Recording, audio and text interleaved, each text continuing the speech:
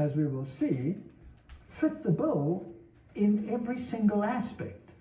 If you go to the web pages and you look at the bloodlines of the American presidents, then it is a known fact that all the presidents that have, well, reigned in the United States have all been related. So let's have a look at what the media has to say. If all presidents are related, which of the 2017 candidates will be the next president?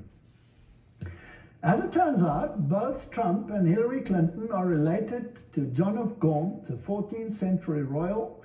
Gaunt was the first Duke of Lancaster, who was the son of King Edward III. According to MyHeritage, Trump is related through his mother, Mary Ann McLeod, back to his 17th grandfather, John Beaufort, while Clinton is related through her father and the Rodham family back to the 17th great-grandmother, Joan Beaufort. The two candidates are 19th cousins, and so they both have the right bloodlines to continue this lineage. Now, that's another story as to why they should all be related. And it's fascinating that the Bible doesn't speak about the presidents of the world, it speaks about the kings of the world.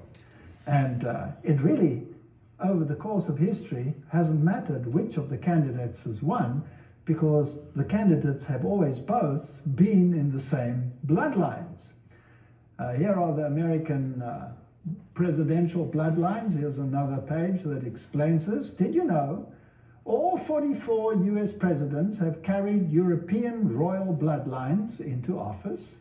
34 have been genetic descendants of just one person, Charlemagne, the brutal 8th century king of the Franks. Now, that's a fascinating story, because Charlemagne is, of course, the one who was crowned emperor of the Roman Empire, the new Roman Empire, and the Pope was crowning him whilst his kingdom was falling apart. So he's a symbol of this unity of the world under one leadership, the papacy.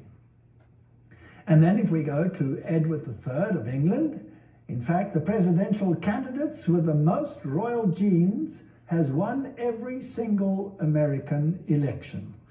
Now, it seems as if Trump and Hillary had exactly the same lineage, so it didn't really matter which one of the two won. This information comes from Burke's Peerage, which is the Bible of aristocratic genealogy based in London.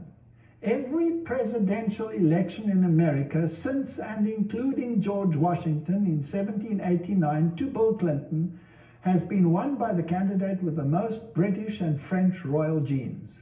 Of the 42 presidents to Clinton, 33 have been related to two people, Alfred the Great, King of England, and Charlemagne, the most famous monarch of France. So it goes on. 19 of them are related to England's Edward III, and has 2,000 blood connections to Prince Charles. The same goes with the banking families in America.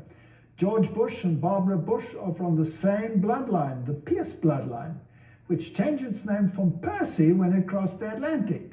Percy is one of the aristocratic families of Britain to this day. They were involved in the gunpowder plot to blow up Parliament at the time of Guy Fawkes. Now that's even more fascinating. We're going to learn things about the monarchy.